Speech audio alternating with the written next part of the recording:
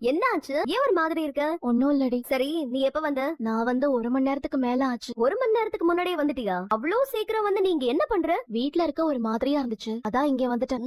மனசு ஒரு மாதிரி குழப்பமாவே இருக்கு. அப்படி என்ன குழப்பத்துல இருக்க? மறுபடியும் அந்த கனவு வந்துச்சா?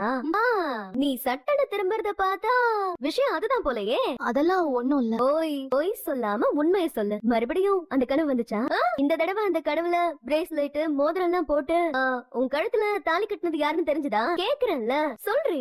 முகம் தெரிஞ்சதா இல்லையா? முகம் தெரிஞ்சது தெரியல, அதை எதுக்கு இப்ப கேட்டுட்டு இருக்க? போய் வேலையை பார்ப்போம். உனக்கு முகம் தெரிஞ்சதா இல்லையா? அதுக்கு மட்டும் பதில் சொல்லு. தெரிஞ்சது. ஓ, அதான் இப்படி குழப்பத்திலயும் டென்ஷன்லயும் உட்கார்ந்துட்டு இருக்க. சரி சொல்லு, யார் முகம் தெரிஞ்சது? அது யாருன்னு தெரிஞ்சுக்க நான் ஆவலா இருக்கேன்டி. சொல்லு. நான் அதை சொல்றதுக்கு ஆவலா இல்ல.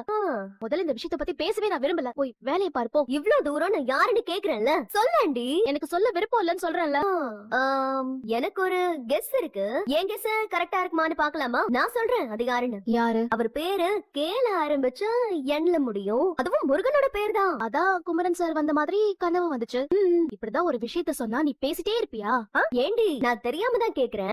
அம்மா தாயே, அவரை ஒரு நல்ல ஃப்ரெண்டா நினைச்சு நான் அவர் கூட பழகிட்டு இருக்கேன். தேவையில்லாம ஏதாவது சொல்லி எங்க நட்பை கொச்சப்படுத்தி நிரந்தரமா பிரிச்சிடாத. எனக்கு வேலை இருக்கு, நான் கிளம்புறேன். ஐயோ ஆனந்தி, உன் மனசுக்குள்ள ஆசை வந்துருச்சுடி. அத நீ இல்ல இல்லன்னு சொல்லி வேஷம் போட்டு மறைக்க